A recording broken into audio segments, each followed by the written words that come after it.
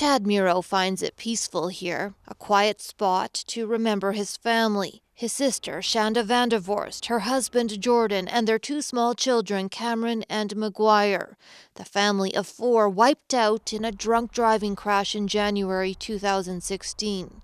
But Miro wasn't always at peace. Initially, when it all happened, it's just shock.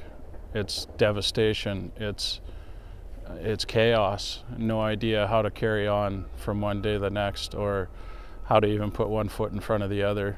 He was consumed by grief and anger toward the drunk driver, Catherine McKay.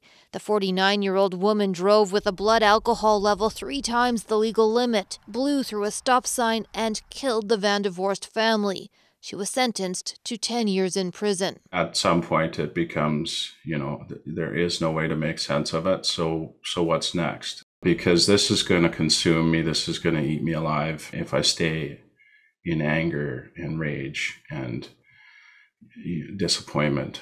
At the same time Miro was struggling, so too was Catherine McKay's son, Spencer Michael.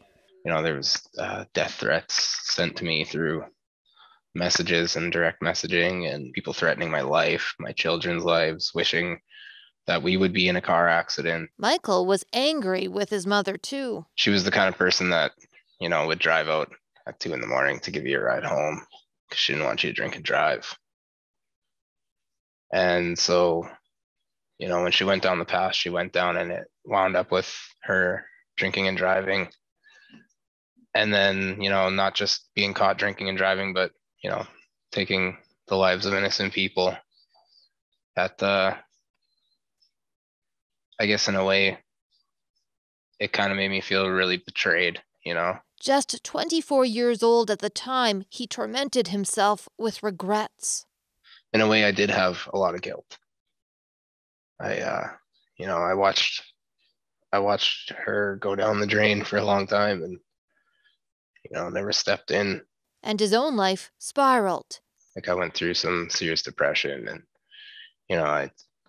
at one point I turned to drinking, and another point I turned to just sitting in a dark room. Chad Miro found a way to climb out of his own darkness. He describes his journey in a new book titled Surviving the Crash: Finding Inner Peace Through Forgiveness.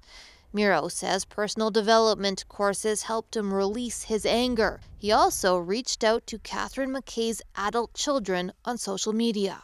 I remember the last line in my message was, I hope, my hurting and healing heart finds your hurting and healing heart wherever you are, and we can have a conversation and figure this out going forward. Now Miro and Spencer Michael are so close, they consider each other to be family. I see Chad like an older brother. He lost family members, and in the end, I feel like we both gained a family member. And it's helped Michael find some peace with his mother, too. If this person can forgive her, wholeheartedly forgive her, then why can't I? Miro also sent a letter to Catherine McKay, but didn't receive a response. They haven't spoken, but he hopes they'll meet one day.